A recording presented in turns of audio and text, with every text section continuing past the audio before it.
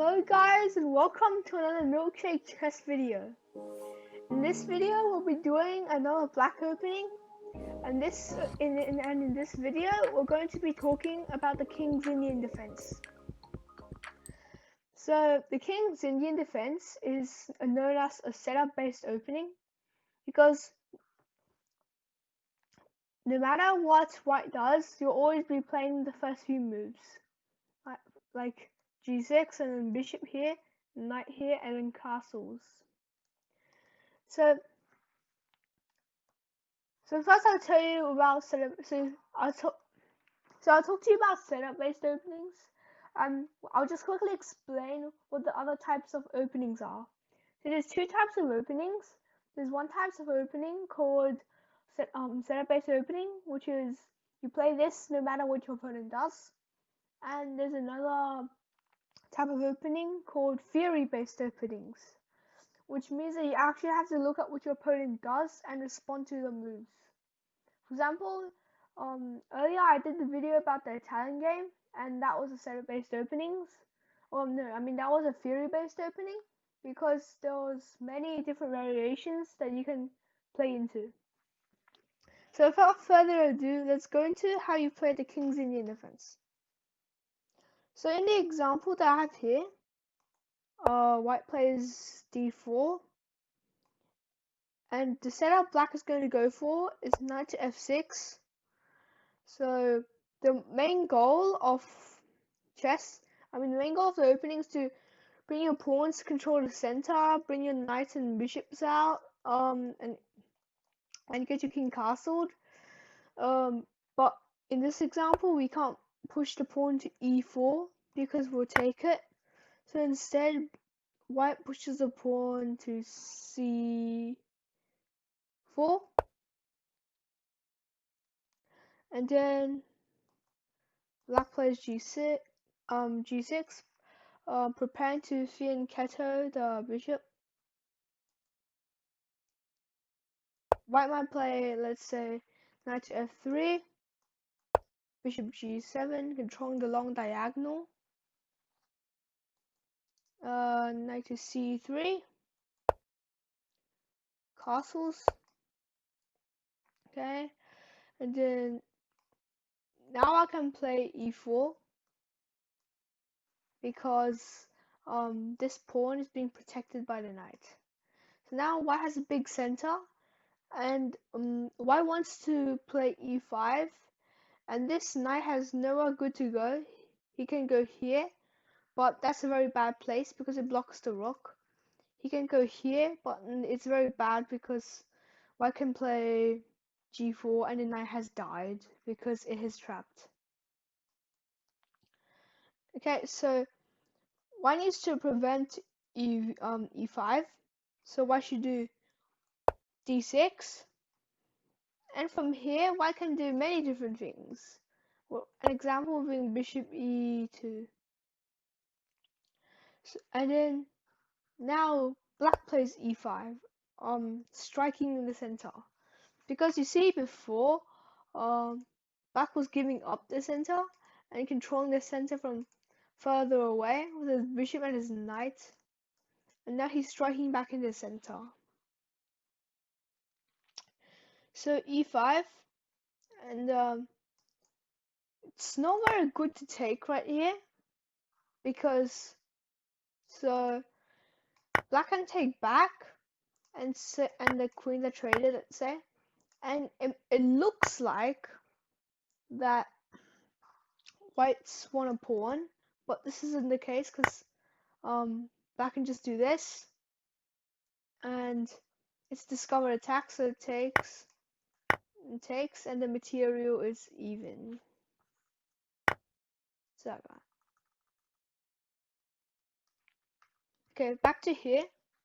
So e5, and white doesn't have to do anything about this because if black takes and he just recaptures, so black can't really, so black's not really being a threat right now. So white can do his own thing. So right now, white should castle,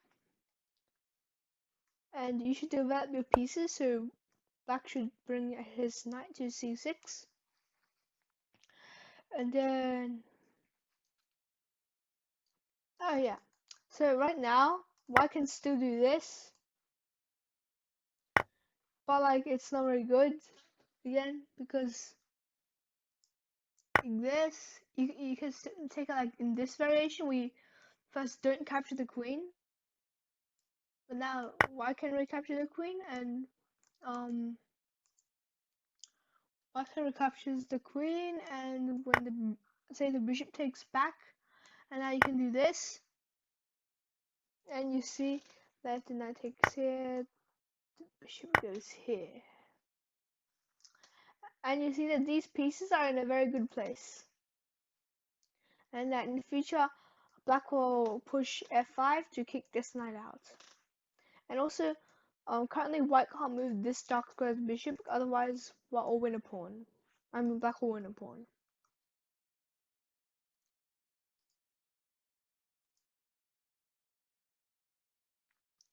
Okay, so knight to c6. Now white plays d5, shutting off the center and also attacking this knight. So, and then the knight goes to e7. The knight goes to e7 because he doesn't want to come back. He doesn't want to go into the center because then it'll take and white can later go for e5, and going to the edges are not very good. So knight to e7, and now knight to e1 because white wants to bring his knight out on the queen side because the goal of the king's Indian defense to the white is to attack on the queen side.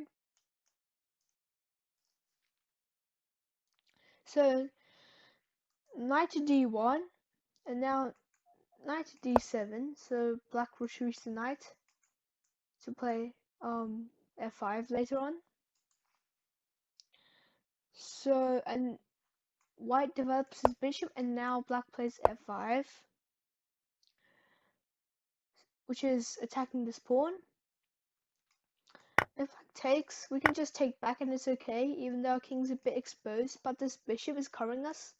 And later we can bring this knight to here, furthering protecting the king. And we can push f3, f4, blocking this bishop from attacking our king. So f5, and in our game, white plays f3, and now black strikes with f3, f4. Okay, so now the bishop has to go somewhere. So let's pick a spot, which is f2, and now, so I'll stop here. So the black's goal is to attack on the king side. So later, black will retreat his bishop to actually he will move his king into the corner, so it will be protected, and he'll move his rook to the place where the king used to be, which is g8, and he'll move the bishop back where the rook used to be, so the rook is protecting the king, and also lining up with the enemy king and preparing this pawn push. And then black will also bring his knights back into the game, so now this bishop is also attacking, and it'll be a bit hard for white to defend against all the attacks.